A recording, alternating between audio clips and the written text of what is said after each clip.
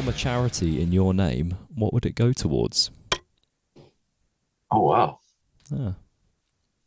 You know what it'd go towards? It'd be kind of two parts. It'd be to hunger and clean water around the world. Yeah, I feel and the reason I say that is it's mad to think that there's still kind of, in today's day and age, you know, people who don't have enough to eat or even a clean glass of water, which is bizarre, really, when you think about it. I find something I find kind of having gone through the uni experience was I found that there's a lot of there'd be a lot of charity drives and stuff, and I'm not for a minute saying there's anything wrong with it. They're great, but I noticed all of the charities would be leaning towards things that affected the students, you know, which obviously you know, it's those things need to be addressed. It's not like because there's one problem we can't look at another one, but you know, it'd often be things to do with like mental health and sort of you know, things in the student world. And sometimes I couldn't help but think, like, there's people that literally don't have food, you know, and you know, it's a weird. I don't know where you strike that balance, because you can't just say, well, I guess we're just not going to help the students who need that help. Then, you know, there's no. I feel like it's a bit of a sad state of affairs, but yeah, I think that's a good shout, because like my point was that actually I think there's something to be said for looking at charities maybe beyond your own immediate sphere, because my first inclination would be something to do with like mental health or something to do with, I don't know, even just something in the UK, and you think actually there's so much more in the world to think about sometimes, which is I don't know where I'm going with that. This is maybe not the direction you expected to start in. Tell me about an interesting way to start off. Yeah. It's a good one, though, but no, it's a good question. Maybe, I don't know, maybe hopefully I haven't gone too deep or anything there, but I think it's certainly a valid one. You know, I mean, you've got half the world is, you know, overeating. The other half can't eat anything at all. You know, it's a shame, really. But yeah, it feels pretty astounding. I'm sure there's plenty of songs written about that sort of thing. Yeah. No, this when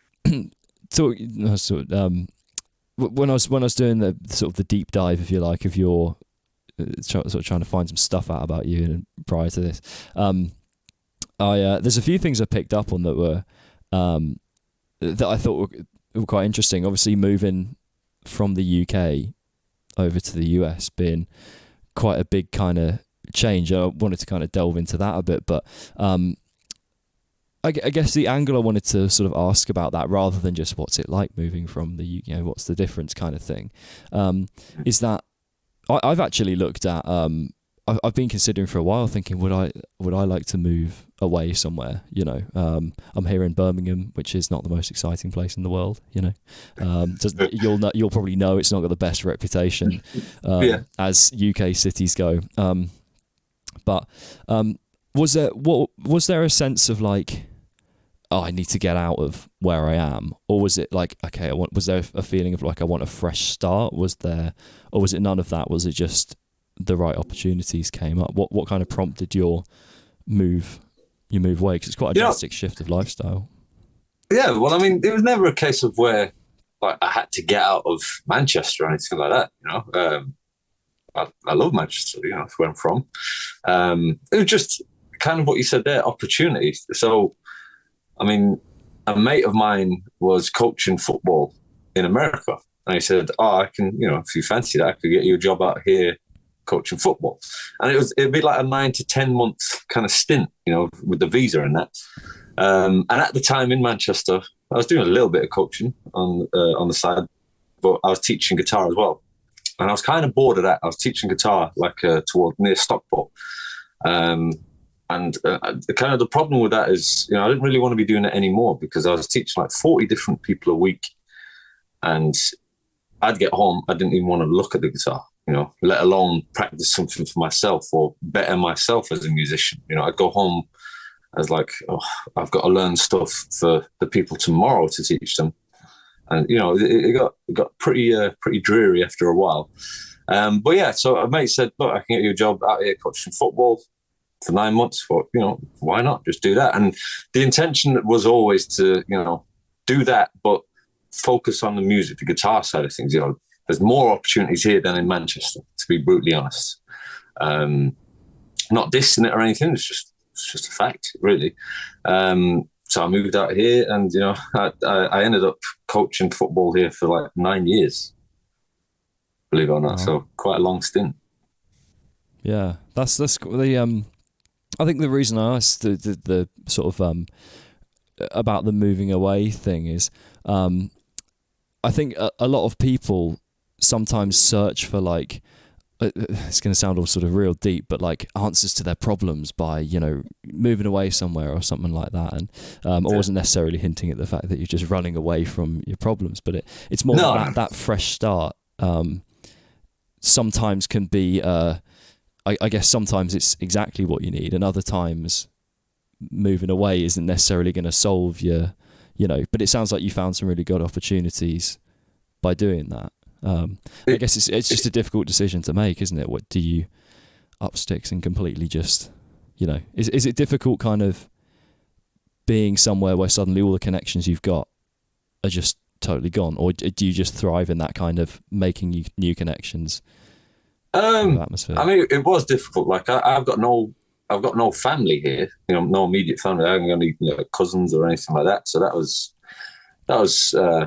that still can be, a bit kind of sad or tough at times, because I mean, you miss out on birthdays. Like I'll go home, so I'll go back to like Ireland like every summer and Christmas, and you notice people are a little bit older each time, over the years, and it's like, you miss out on a lot of stuff.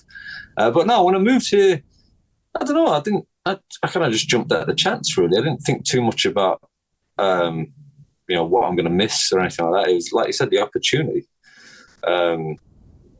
I just got on with it, really. Because, like I said, I've been here for 9 years. 10 years, actually. So I'm trying to think, like, back to when I first moved here. Obviously, it's a different culture, but I didn't have to learn a new language. I think it was a good time and a good place to move to, really. So I think I kind of looked out with that.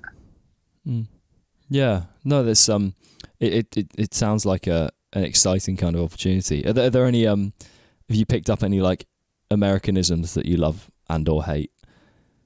I don't know, any American. Well, my accent hasn't changed. I'm proud of that. Yeah. I'll be honest. I was going to say I didn't clock any distinct sort of twang. You quite often hear it in like celebrities, don't you, where they're English and then and all of a sudden then they're not. I think Lewis Hamilton's a good example where like if you hear him talk, you hear all this like sort of American like accent. Yeah. Where did that come from? Right. Yeah, I mean, you get a lot of celebs. They'll move out here for a year and a half. They go back home and they got a twang, and it's like, oh, okay. But no, I haven't changed it in terms of. I don't know. I haven't become very American, I would say. A few of my mates have, like, a lot of them got into NFL immediately and were experts on it within a month. I was like, okay. I never got into the American sports. I've tried. They're all shit, I'll be honest, in my opinion. Well, have you ever Huh? Say again? I was going to say it depends on how much you like adverts, but, Oh, there you go, adverts. No, I'm only messing. It's just playful banter, really. I mean, I love living over here, people are great. They've been very good to me here. It's a nice life. Food is great. The style of life, culture and everything. So I really do enjoy it. It's been very good. But yeah, I haven't got any Americanisms, really. I suppose it depends how proud you are to maintain the, Have you travelled much around at all? Because I've been really looking. There's a couple of places I'd really like to go to, sort of the West Coast and some of the sort of southern states. There's some places I'd really like to see there. Obviously, I want to see New York, but I've never been. I don't think I've never been to the US. I've flown over it to Canada, but are there anywhere that really sticks out to you that you've been to? Have you travelled around much at all? So I've travelled a little bit. So I mean, I've been to LA a few times. Like I've been to the NAMM show and done some stuff with Fender. I mean, I'd be lying if I said I'm a fan of LA, because I'm not. To be quite honest, it's cool to go to. By all means, you should absolutely go there. But you need a car to get from A to B, and then you're going to be sat in that car for hours in traffic. So expect that. But it's very cool to see. It's not my favourite place in the world. there are cool parts to it, like, you know, Santa Monica and, you know, Venice Beach are cool parts. But I did a few years back, me and my girlfriend, we did a drive. So we flew into San Francisco and did that I can't remember the name of the motorway along the coast. It's like the coastal road. So you drive all the way from San Francisco down to LA. You know, it'll take hours and hours, a couple of days, you know, if you break up. And that was amazing. And probably my favorite part of that is, so San Francisco down to LA, and then from LA we went, where did we go? We were headed towards Las Vegas, but we went through Death Valley. And I think that's probably my favorite place I've ever been. What was so cool? Isn't it meant to be ridiculously hot? Yeah, so we're in the hottest, I can't remember, there's like the something basin. And it was hot. It wasn't like crazy hot that day, thankfully. But again, it's like they always say, it's a different heat. It's a dry heat, you know, which it was. But what I loved was just how isolated you were. I mean, for example, I remember, I think we've driven about 50 or 60 miles, literally in a straight line, haven't met another car, haven't seen a house or anything. It's just literally the road. You stop the car and there was no wind. So it was just silence for miles and miles around. So I loved that kind of isolation kind of thing. And then obviously you get some cool scenery and in amongst the valley itself. And so I'd recommend that to everyone. That was pretty incredible. But yeah, I mean, I've been to lots of different places, thankfully, around America. I mean, you mentioned New York. New York is cool. It's chaos, but it's cool. It's interesting when I go to a different place in America and come back to Chicago, I appreciate Chicago even more. It's like, oh, you know, I really, really like it here. There's, you know, I prefer this to this, or, you know, this kind of thing. I mean, that Texas is cool, Florida's cool, Wisconsin. There's still plenty of places I would love to go. I haven't been to Boston or DC, or, you know, I'd love to go to like Montana or something like that, you know, out in the middle of nowhere. I'd love to check those out. So there's plenty left. Yeah. Yosemite's high on my list. I'd really like to see Yosemite. I just want to see the Mac background, you know, yeah. That'd be cool. That's there. You know, like in the Simpsons movie when he's driving through, is it Alaska, and he's got the thing on the windscreen, and then he tries to scrape it off, and it's actually the yeah. I'd love to visit somewhere like that. Yeah. No, it's the thing you were saying about getting the sort of the isolation and just driving for like miles, and then it's sort of it's not often that it sort of snows obviously over here, but every now and again when it does, I love just the quietness of everything. Obviously there's less cars about, which is a whole thing, but I think the snow, obviously it just takes some of the sound, and then you just walk outside and it just feels like you don't notice all the noise until it's not there. Especially in the UK, it's obviously tiny compared to the US. There's just so much empty space in the US that, like, I feel like maybe there's that opportunity, if you want it, just to be completely just in the middle of nowhere. Are you living in the city, like in the busy sort of city centre, or are you a little further out? No, I'm like probably about 6 miles from literally the city centre. So I mean, it's a busy part of the area I'm in. So I'm in a place called like Ravenswood, like / Lincoln Square. That's the area I'm in. I'm trying to think that'd be. So like if you imagine central London, it'd be like, in terms of miles, I don't know, it'd be like living in Finchley, North London, or something like that. Do you know what I mean? So you're in. I'm in Chicago. You know what I mean? Yeah. Because I mean, my question was, are you what was going to be? Are you kind of like more an extroverted person or an introverted person? Are you someone that thrives in that like busy stuff going on all the time? I know you said New York was crazy, so yeah, I mean that's it kind of depends really. I'm not the biggest fan of like, you know, crowds and like trying to meander through people because it just gets on my nerves, to be quite honest. I don't know. I like having things to do, but I like routine. I like my alone time, you know. I don't know. Can you be a bit of both? Can you be introvert and extrovert? I don't know. People use the term ambivert, don't they? I don't know if that's just someone who hasn't figured out if they're an introvert or an extrovert yet. I don't know what. I don't know. Well, I've taken that's like the personality test, isn't it? Yeah, I think. There's a few things, aren't there? There's the 4-letter personality Is that the thing you're on about? The when it's like IN Something like that, yeah. J something. I can't remember what. I did that at school once. Don't remember what I am. Have you done it? I don't know if I can't remember the letters. I remember someone just asking me like 50 or 100 questions and saying at the end, "Yeah, you're an introvert." But okay. Yeah, I'm sure there's it's so funny. I've seen it like if I've ever been on, those all those like dating apps and stuff. Every now and again, I'll see it in like some girl's bio where she'll have like the IN whatever. I'm like, I don't know what any of that is. This is useless to anyone that hasn't done that test. Like, anyway, the part of how I was going to neatly tie that to music was obviously a lot of the stuff you're doing where you're putting like the whole band quite often on the instrument. I was going to sort of ask, is there something to do with maybe your sort of personality where you enjoy that sense of being able to have control of all those elements and be able to kind of implement them yourself? And then I guess on the flip side, do you sometimes miss, the band sort of world? I don't know how involved you've been with sort of band stuff to this point in your career, but where's that balance for you?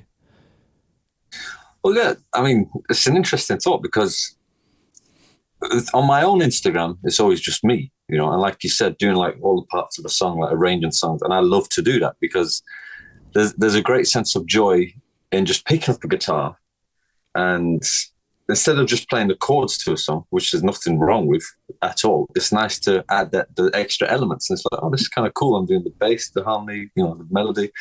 And it's a lot of fun figuring out how to do songs in that way. There's kind of like a lot of problem solving, which can be frustrating, but it can be very rewarding when you pull it off correctly. And it kind of depends how far you want to go into that problem solving. Do you just want to take little parts of the song? Do you want to make it your own? Or do you, in my case, I prefer to keep the songs pretty much as close to the original as I can, whilst kind of trying to do it justice, And then in terms of the band element, I should probably post more stuff on that kind of social stuff because I do a lot of that at Chicago Music Exchange, and I absolutely love it. Getting to, like, we've done a lot of Metallica songs recently because we had one of the Kirk Hammett Greenies at the shop, the Gibson Greenie. So we're always doing that. Like we're doing something with a 1972 Gibson EDS 1275, the Jimmy Page double neck. It makes a lot more sense when you call it that to me. Say again? I don't know what the model is, but when you went the Jimmy Page, I'm like, oh yeah, got it, yeah, cool. There we go, exactly. So I mean, I get to, there's a great balance for me personally because at home it's basically just me and my arrangements and trying to be better, and that's not all I do. I mean, it's kind of, I've kind of dug myself in a hole to an extent because people kind of associate me with arranging songs, and but I don't want to just do that. I like to just play regular guitar and shred and jazz and stuff like that. So I should probably post more stuff like that. But like I said, at the shop I get to do full band stuff. We'll do metal, we'll do funk, pop. That's a lot of fun, so that keeps me on my toes, and so I'm very fortunate that I get to do that. And again, I just get to play a lot of guitar, which is a lot of fun. So Metallica one week, it could be Zeppelin, or it could be Thelonious Monk, trying to transcribe that and play it in a video. And then, like you said, it's kind of at home arranging the songs. So it keeps me busy. Yeah, I can imagine. Yeah, arranging one of those songs would keep me busy for a while. So it's Do you ever find there's that that kind of trap of, what's it called? Is it audience capture? Is that what they call it? Where you sort of, you create a certain audience by putting out a certain type of thing, and then all of a sudden you struggle to do anything other than that thing. I'm going to sound like such an idiot if someone fact checks me, and that's not what that term means. But where you put something out and people then expect something of you. Is that something you've stumbled into, or do you feel like you can quite easily kind of put whatever you want up and people are interested in just hearing from you? I'd lean more towards the latter. That in regards to, say, your own personal Instagram page, and that's where most of my audience is. I feel kind of confident that I can just put anything up and people will largely enjoy it, you know. There is times where I think, oh, I wonder if will people actually like this or not. You know, there'll be times where something might not be as popular because it's different.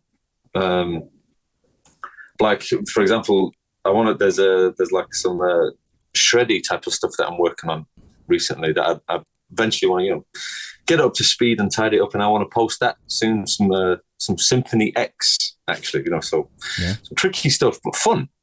So it'd be interesting to see the reaction with that. But it's interesting that you make that point about the expectation and what the audience expects. But I think it's good to get out of your own comfort zone as well as a musician, and, you know, challenge yourself and do different things and keep your actual audience on their toes. Like, oh, I wasn't expecting that. That's cool.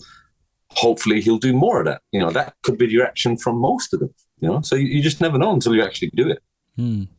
What do you think, with your move to Chicago and then to sort of find more musical opportunities, what do you think? Because obviously I know a big part of kind of what you're doing at the moment is stuff with Chicago Music Exchange, isn't it? That's might as well shout out while you know, Yeah. in case someone's like, you say the shop and everyone's like, what shop? Yeah, oh, sorry.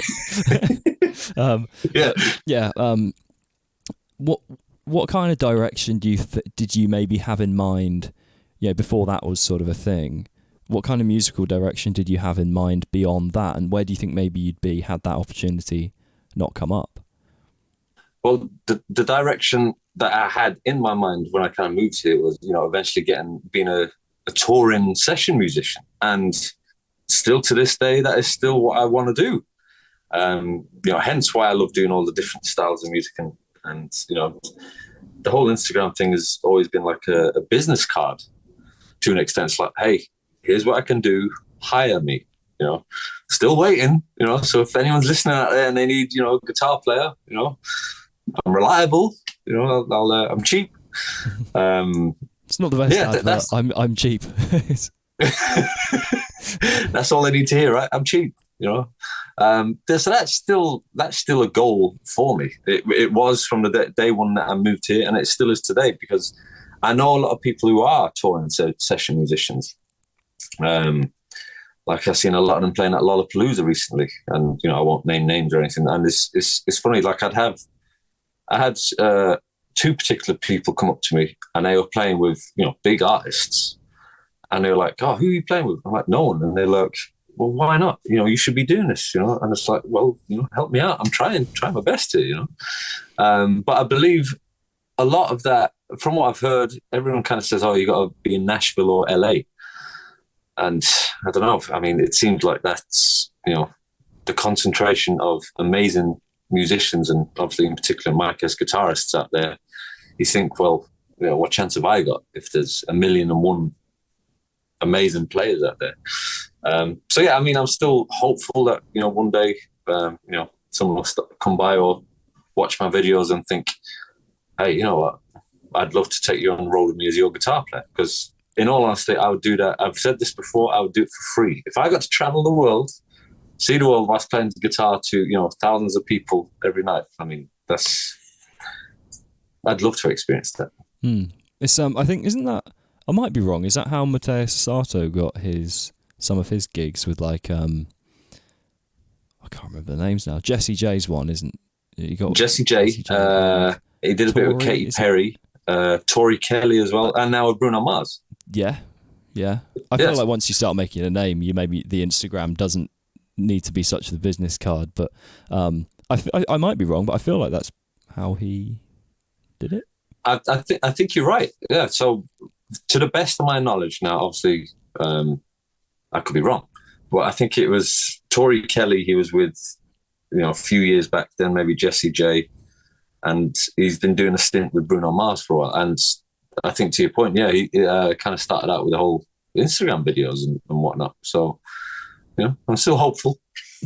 Yeah. Who are your top few, like, artists? If you could just have your pick of the bunch, who would be you go to play alongside with? Yeah. So, like, not one that you'd have to kick a guitarist out of a band for, like, you know, as in like a member of the band, but like as like a session musician. Oh man, I don't know. I mean, that's a tricky one, that, because you go kind of past got or to present balance. as well. Say again? Past or present? Oh man. Well, see, the kicking someone out of a band, that kind of, that's put us. Well, yeah. So you can't kick out, like, you know, you can't just kick Jimmy Page out of Led Zeppelin. Like, I mean, you've got to. It's got to be an artist that doesn't have maybe a guitar player that is like, excuse me, you know, like the guitar player of the band. Right. I mean, there's a lot there. I mean, off the top of my head, because I'm trying to balance the style of music and how much you'd enjoy it, and, you know, where they would go around the world. I don't know. For some reason, off the top of my head, Bruce Springsteen is coming to my mind. I think that'd be pretty cool. Now, obviously, I think, what's his name? Is it Nils Lofgren? I think he was the guitarist, or he is, or, you know, something like that would be cool. You know, who's not necessarily known by the masses. Obviously, he's known by a lot of guitarists and other musicians. I think he'd be pretty cool to play with. You know? It's funny how I was watching your Captain Meets interview, and how Lee was saying about the idea that Pete was playing to, like, I think he was, unless I've just watched another interview, but I think it was yours, and he was saying about how Pete was playing to like tens of thousands of people and not that many people knew who he was. And then he goes and does videos with Andertons, and then suddenly he's getting stopped by people, or, you know, it's a weirdly, like, you know, 20 years, it's maybe even 10 years ago, I don't know.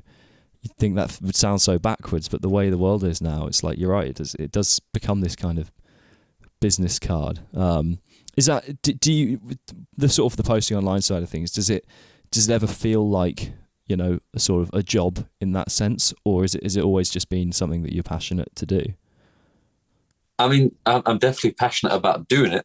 There is a lot of the mental health side of things that I would say comes into it. Well, for a lot of people, myself included. I mean, again, it's that business card. It's like, I try and post as much as I can, but sometimes you build up the pressure so much on yourself. It's like, I'm trying to outdo myself in every video, which you can't do. I mean, that's impossible. And then that kind of weighs heavy on my mind anyway. It's like, oh God, I haven't posted a video in 2 weeks.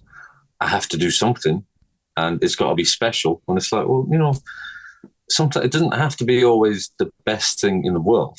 Just get something out there. As long as a few people enjoy it, that's all that matters. And again, it could be the right person might just happen to see it. So I need to be a lot better at that myself in terms of my own posting on Instagram, in regards to like the business side of things. But again, it's my personal thing. Just enjoy it. You know, I want to enjoy it more, but I do struggle with that. You know what I mean? Trying to post as often as I can, and then thinking, no, this isn't good enough. You know, there's a million better players out there than me. They're doing better things than me. Why would you even post this crap? You know, so that kind of plays in my mind now and again. And it shouldn't, but it's just the reality of it. Yeah, it's amazing how, and because, you know, especially when you get to a certain level of playing, there, I think it almost becomes irrelevant as to how good you are. It's just about how well you do your own thing, you know. And there'll be so many people probably watching you fly across the neck doing all these walking bass lines with the things and thinking, I can't do that. But they might be able to shred, like, or play like riffs just for hours on end, or, like, you know, there's so many other things that you can sort of fall into in your own way. But it's interesting to hear you say that, because obviously, again, a lot of people will see you having quite a big following and getting a lot of attention for these videos and getting shared by all these other, you know, bloody places that seem to post about 12 videos a day of I can't even remember the names of half of these guitar pages, but yeah, I can totally resonate with that, because I remember with my old band, I was always nervous to, something that stifled my creativity was, I was really proud of that first EP that we put out, and then I remember thinking like, oh well, it's got to be as good as that, at least it's got to be like level with. It definitely can't be worse. Like, that would just be awful. And I think then I fell into a bit of a rut, which I feel like I'm finally, genuinely, after like a couple of years, really, finally starting to write stuff. I'm like, oh, that was pretty good. And I'm sort of getting a bit more like freely creative with it, without that expectation. I think it's down to, personally, I think it's down to quantity over quality, just turning stuff out. Because I remember I was reading I was reading the book Atomic Habits recently. He was talking about a study where they asked a couple of photography classes.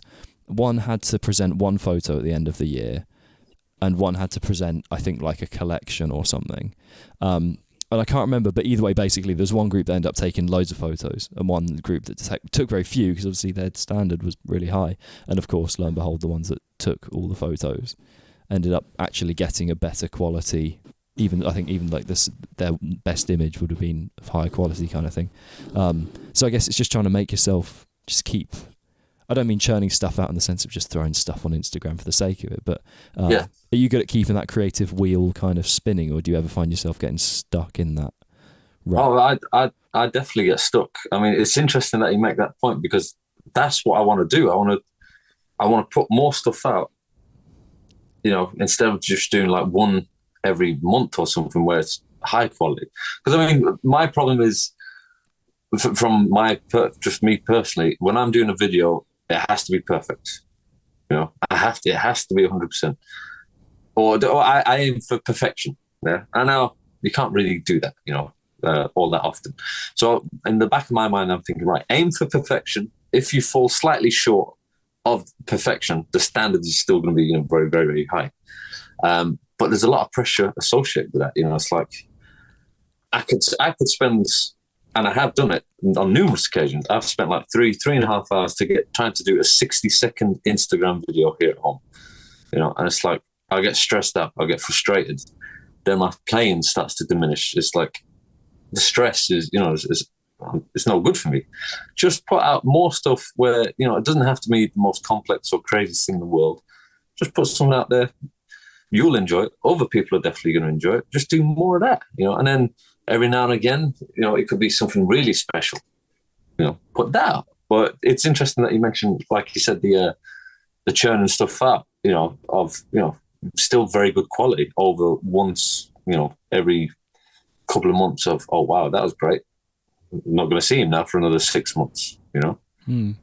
I want to start treating my Instagram more as I haven't posted anything like playing wise on there for, I don't know, probably nearly a year, probably, I guess. I don't know. And I want to start treating it more as like my own little diary of what I'm doing, you know, because I figured like if you post something that's not that great, yeah, sure, like some people just scroll past, they might like it and go or whatever. But I don't think they're going to, you know, unless you're just consistently posting garbage, I don't think anyone's going to leave, you know. Some might, I don't know, maybe I'm wrong, but I feel like, and then when you post that great video or that great piece of music, whatever it happens to kind of be, then people will be there, you know. I don't think, I think you know, a lot of people perhaps worried about putting across that kind of, oh, hang on, this wasn't perfect, but here's what I've done. And I'm almost tempted to start treating it. There's a guy I saw, I can't for the life of me remember, annoyingly, I think he follows the podcast, so I can't remember his name on Instagram, but I think what he does is I've seen him post stuff and it'll be like, you know, sketch number, whatever, like 300. And that way it's not like, here's my next song, you know, it's just, this is what I've done today or in the last, you know. I was almost a little annoyed at myself. I wrote a little acoustic piece the other day, and I've still not done anything with it because I just can't play it as well as I want to yet. I really feel like maybe I should just post a really tacky video just so I've done it. But I don't know. I want it sounding good. So it's like, I don't know where. Well, no, I know exactly what you mean. And I like the idea of someone posting, you know, sketch number 300, you know, because I'd love to do that myself. You know, there's an idea I came up with literally an hour ago. Take it or leave it. Here you go. You know, but to do it consistently, like I'd love to post every couple of days. But it's that thing in the back of your head. Oh, it's got to be top quality. Blah blah blah. So I mean, it's interesting. You know, I'd love to do it. I've toyed with the ideas of doing videos of how to play. You know, little mini lessons. You know, I'd love to do that. But then I think, right, well, Rick Beato's got that down, so there's no point in you doing it. You know, he's the champion of that. But you know, it was, again, this time of year as well, I had New Year's resolutions. Right, post, you know, mini lessons on your story every day. Try and post twice a week. Blah blah blah. Try and practice for 6 hours a day. You know, none of which has happened, and you know, January's almost over. I haven't done any of that. you know. But there's still, I think it is important to have goals. The expectations might not be the most realistic, but if you can achieve some of them or half of them or whatever, you will feel proud. Do you know what I mean? Like if I was to say, right, I'm going to practice for 6 hours today, working on stuff that I'm no good at, and I got through half of that, I'm instantly better than I was, 3 hours before. And it's like, oh, right, I've got more knowledge now. If I did that for a week, that's huge. The idea that has been stuck in my head recently is this whole idea of like compound interest and how stuff, that 1% improvement now, what that could mean, if you're 1% better in the month of January, that extra 1% that you then take into February, hopefully in theory, if you get another 1% better in February, there's that one and a bit on top, Yeah. And that idea has been kind of stuck in my head quite a lot. I have honestly a ridiculous amount of like tiny little New Year's resolutions that I'm just trying to tick off every day. And I quite enjoy it because like it almost takes a bit of the pressure off because they're all just little things. And sometimes I think if you can set loads of little goals that just make you that little bit better, that's my sort of theory behind it. I think that can kind of, rather than saying I'm going to do this massive like undertaking in January. Like I said, I've had all of 3 beers in January. I'm proud of that. I think I've had 3. I think something like that. I know that's going to change next Friday, but that was all on New Year's Day as well, wasn't it? No, I had one. What did I have? I had one a few days ago, and I had one a couple of weeks ago. I think I might have only had 2 actually. Yeah, but yeah, I know next Friday I've got something on, and I know it's not going to. I'm probably going to about 8 times my beer count. It's going to be a write-off, isn't it? It might be, yeah. We'll see. I don't know. Maybe I've matured. So, again, when I was listening to your Captain Neat's video, I heard you very briefly talk about busking, or kind of. Is that something that you did much of, or have done much of? I did it for a few years, yeah, like when I could. So I'm trying to think where did I do it? So I did it in Manchester first. I used to do it in town, like in Manchester. It was all right, So I bought a Roland Street Cube from a place called Forsyth in Manchester. So like battery, Roland Street Cube, battery operated, charge with batteries and blah blah. So I used to bring that into town. I'd busk, now and again, when the weather was good, which, I mean, in Manchester, it was never really that good. Bust twice last year, yeah. yeah. I think it was sunny once there, a while back, that was it. So, yeah, I did it a few times there. And then I brought the amp with me when I moved here. I was like, yeah, I'll do some busking over here. And, I mean, obviously, the problem is I don't sing or anything, so I do, like, instrumental versions of stuff, and people seem to enjoy it, which is great.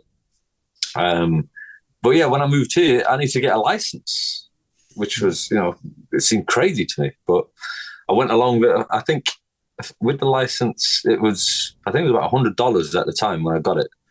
And the very first day, and you're only allowed to do it in certain places in the city in Chicago. And I remember the very first day I went busking, I don't know, this was shocking to me, but in an hour and a half, I got like $180. Like, fucking hell, this is, I don't need a job here. I could just do this, once a day. That'd be sweet.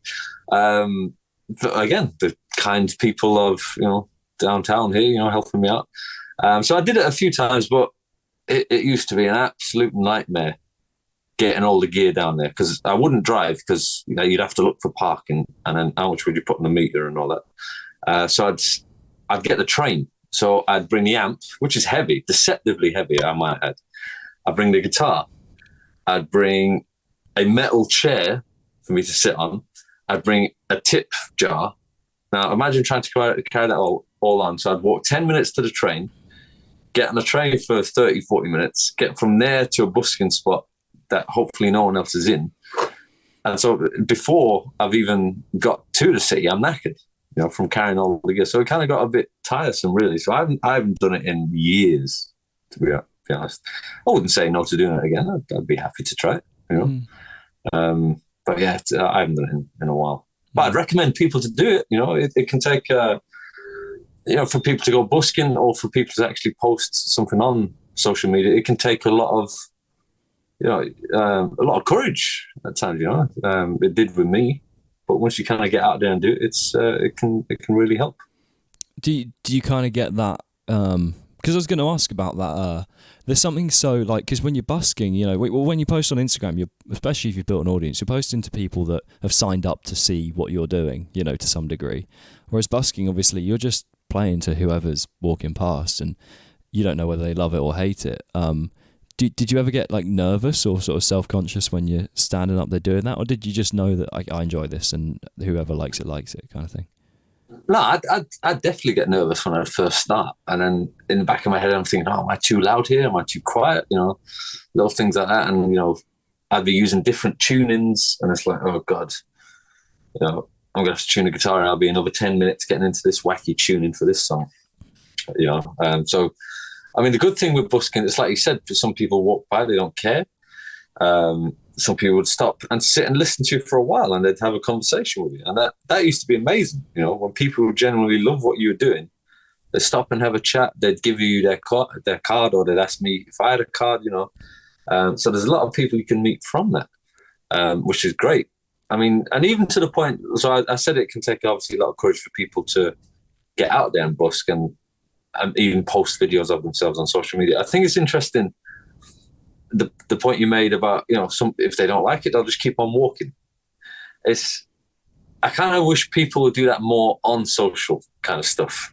Like, if you don't like it, just walk on by, man. You don't have to stop. Imagine going up to a busker, wait until he's done, or he or she is done, and stopping, or even stopping halfway through.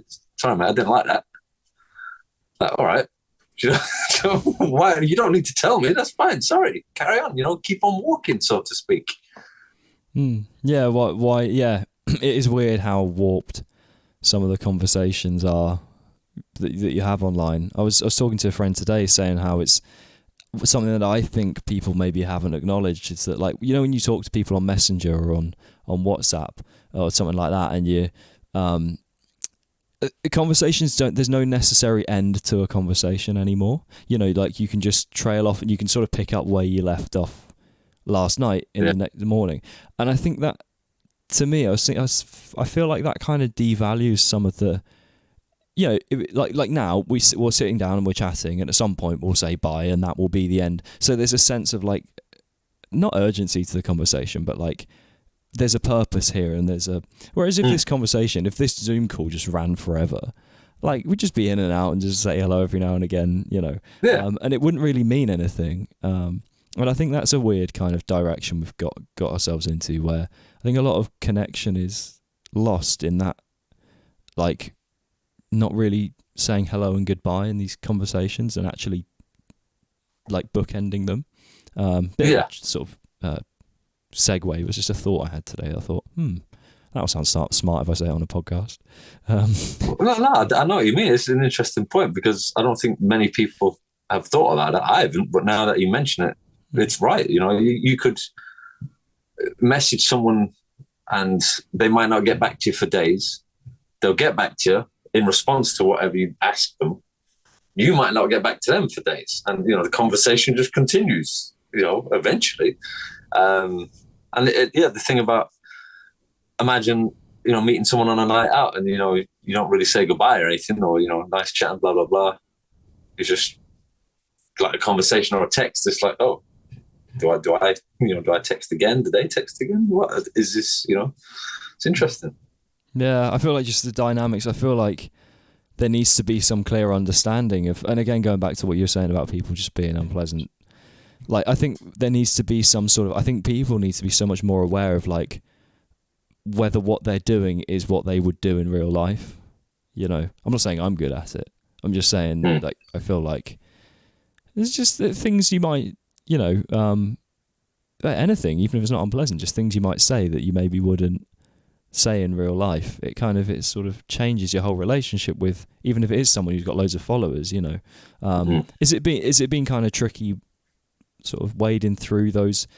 My assumption would be that you get a lot of great comments, and then I'm going to guess you get the odd few that are not so great. Do you struggle when you see those, or are you quite good at just looking at the nice comments and going, okay, I know what I'm doing, so I'm on the right track?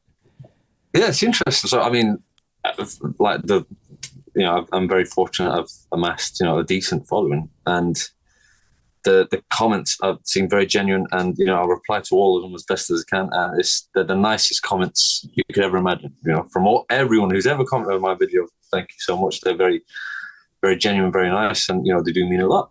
But yeah, it's interesting. You could get 999 amazing comments, and if you were to get that one bad one, and to be fair, I don't get that many, thankfully. But I mean, you're always going to get one, but it is quite rare. But you could get that bad one, and God knows why. Maybe it's just me, but that'll be in your head all day. It's like, fucking hell, you know what I mean?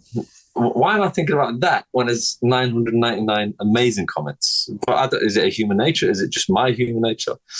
But then, I don't know, it never pays off to get into an argument with someone, I don't think, particularly not in a social media kind of aspect. And to be honest, the best thing usually, just ignore it.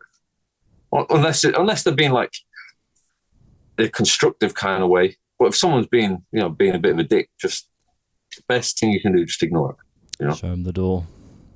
Yeah.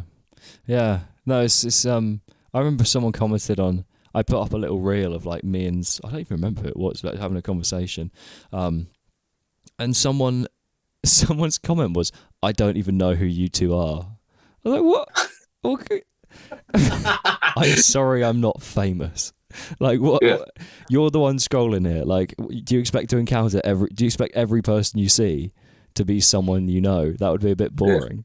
Yeah. Like, I don't know what this person was expecting from their morning sort of scroll of whatever. Yeah.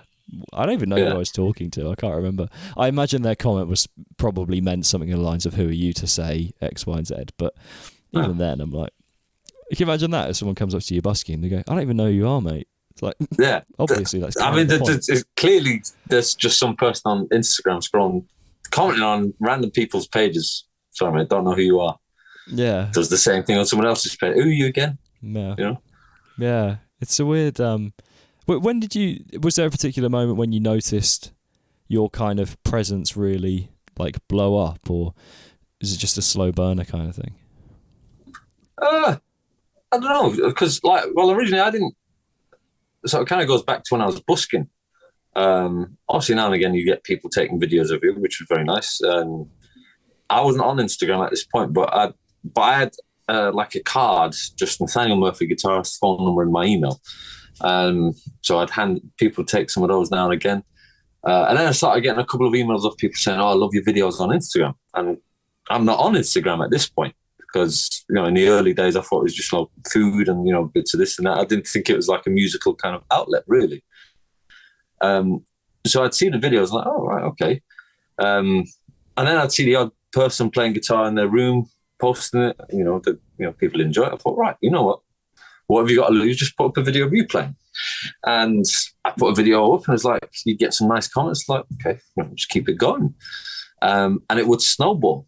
And then you'd get people, comment on your videos that like you'd recognize it. And I was like, okay, no, Dweezil Zappa is just commenting on my video. And I'm showing this to my girlfriend. She hasn't a clue who he is, but it's like, this is big, and I still get fascinated by things like that. It's when cool people that you genuinely look up to and, they're digging your stuff, it's like, wow, this is crazy. I always still get starstruck by that kind of thing. But yeah, it kind of just snowballed. I just kept posting videos and people seem to enjoy it. And I'm still trying, Obviously, when we first started speaking, I said, "I've seen your videos for ages." That was obviously Dweezil Zappa level.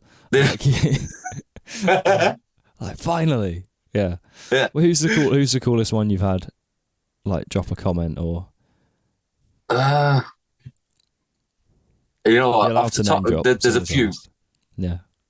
There's a few. I think when Pete Townsend started coming on, I was like, fucking hell. It's Pete Townsend, that's still up there with me because I've got the screenshot of it. There's a few that, there's still, a lot of people, but when he did it was like, this is, I can't quite believe this is actually happening, so that was very cool. That was certainly up there. That's probably the biggest one for me yet. Yeah. That's cool. I'm trying to think if I've had any. I'm sure I've had a few on the podcast where I've seen this. Or I've just, it's normally likes. I just see a like, whoa, I didn't know you'd seen my stuff. But they probably, in my head, I'm like, whoa. And then in their head, they're literally just like half asleep, just scrolling. Yeah, it was cool. And just scroll past. It's probably, yeah. I saw, when I was looking at some of your videos, I saw that you're a big Oasis fan, right? Is that yeah. Because the thing I can't decide in my head, obviously there's the whole feud, you know, the kind of, the Gallagher Brothers thing. Do you think it's as real as they kind of make it out to be?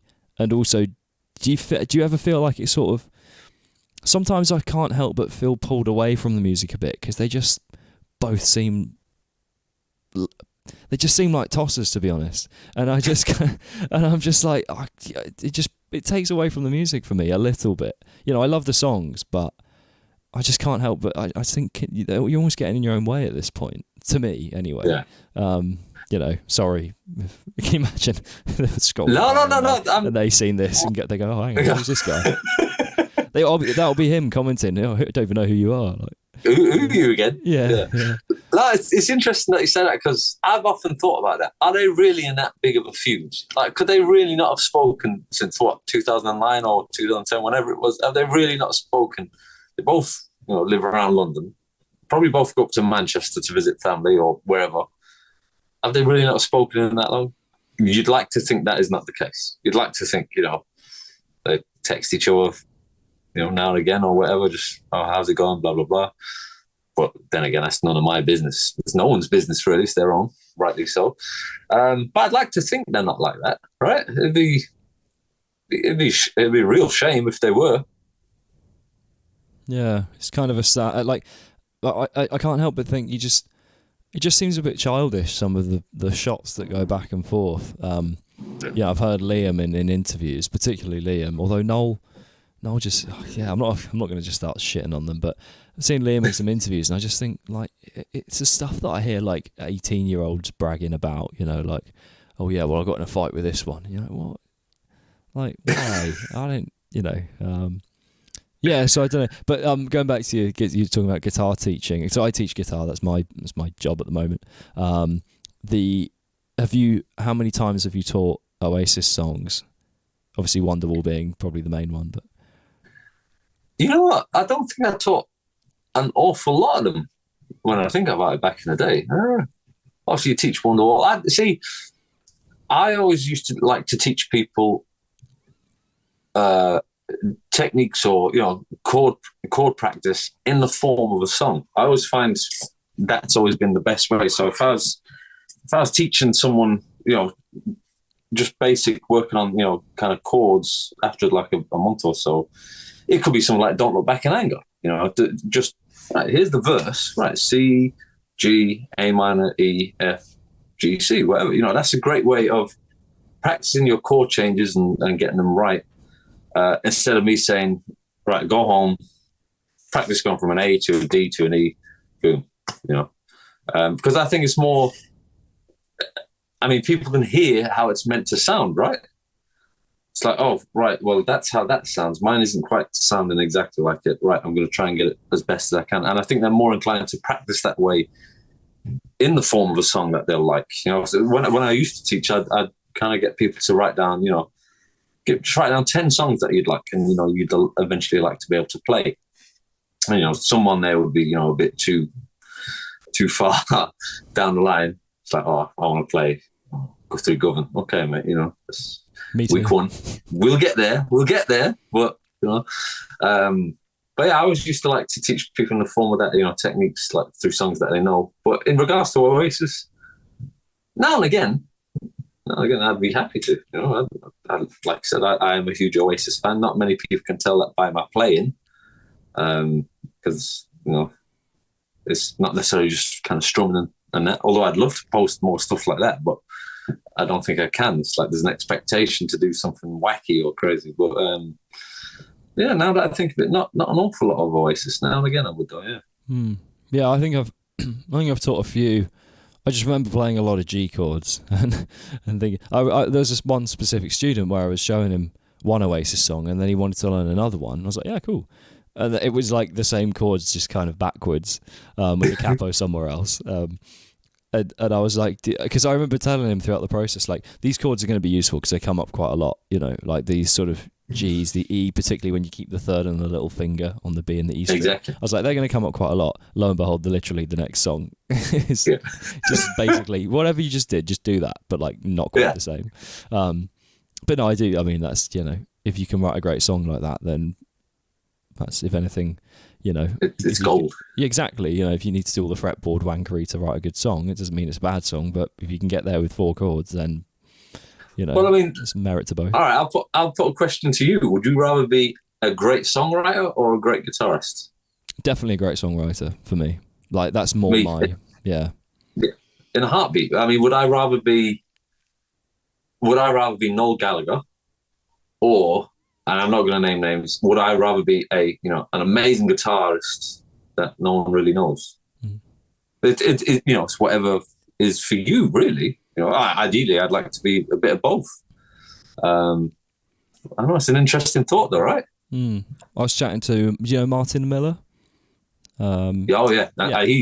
He's. I mean, that guy's out of this world good. Oh yeah. Well, I mean, the thing that was interesting was him talking about his discovery of singing and how he was saying he had this sort of unashamed love for vocal music, and he realised that the virtuoso thing wasn't for him. And there's loads of people that it suits perfectly, like, and loads of people love that music. But it's never quite done it for me. I don't know why. I have a lot of respect for that virtuoso musicians in that sense, because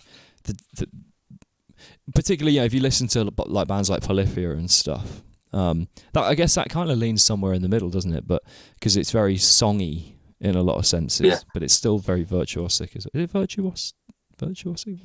Yeah, virtuosic. Yeah. Word, yeah. Look at making words right now.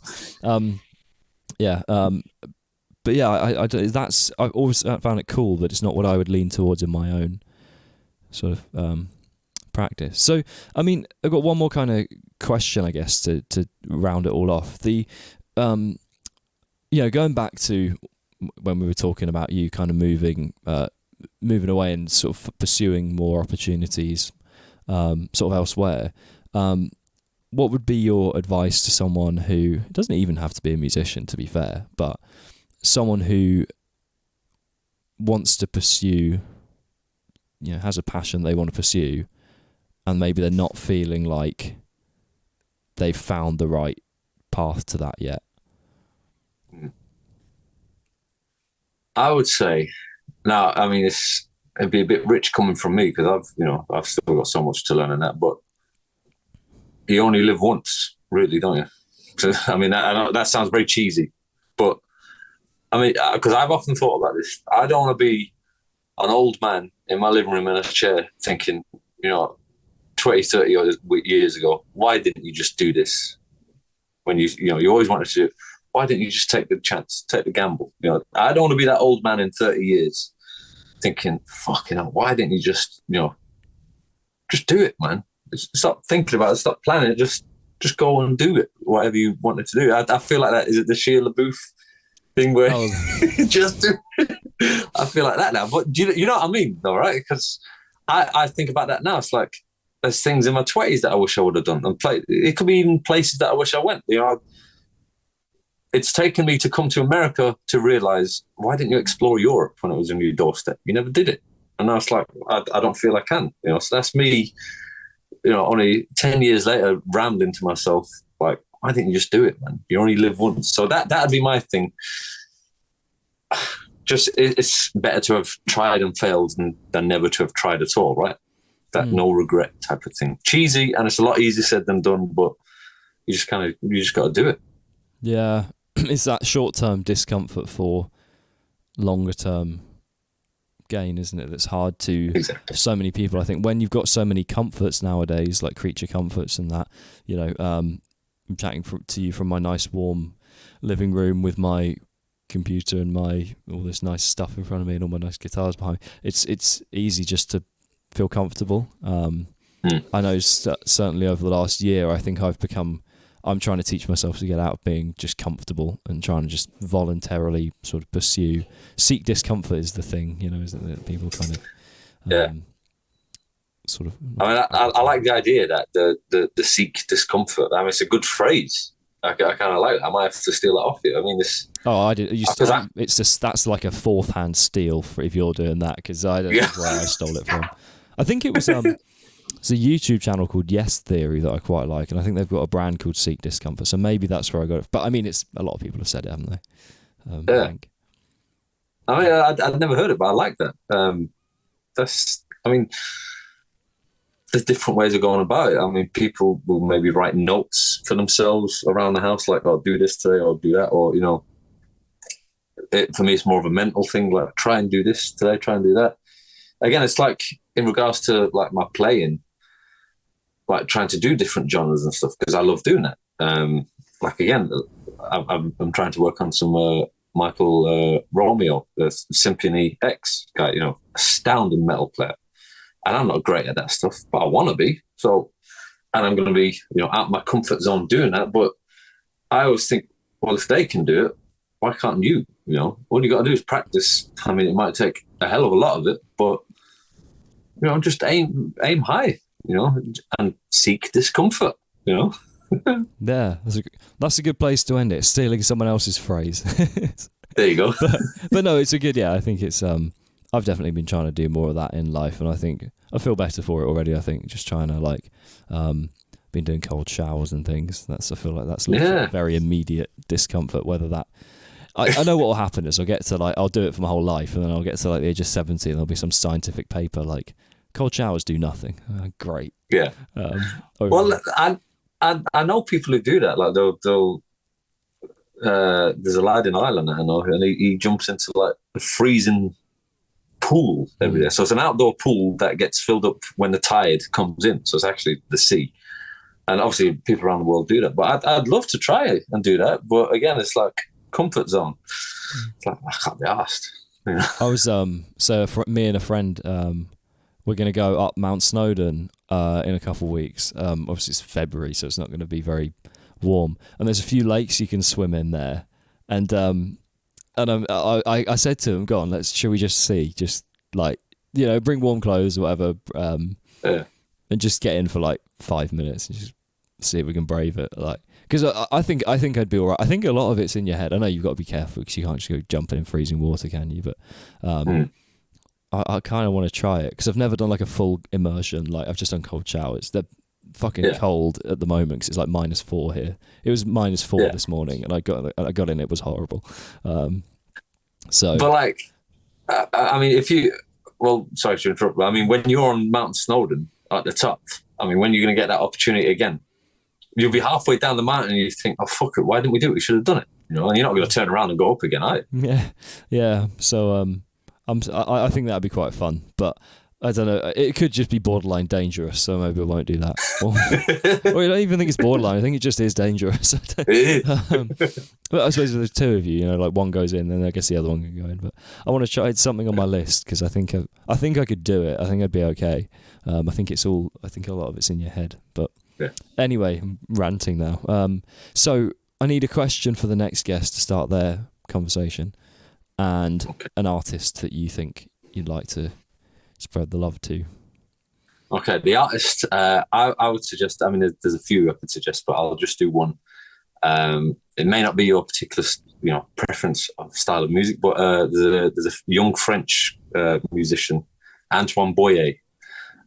Antoine, like that's easily enough to spell. Boyer, Boyer. He is absolutely astounding as a guitar player, as a musician. He is.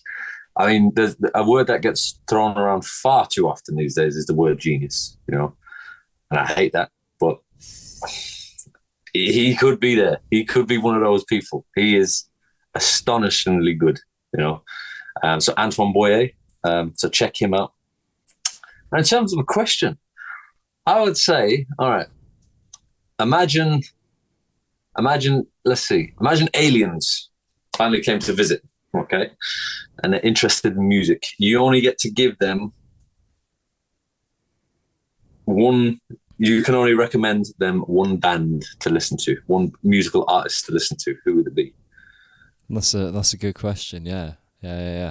Because you go for the artist that represents humanity. You know, you pick like a Beatles or like a, I don't know who else, like a name your classic band, or do you just pick something you like? You know. There you go.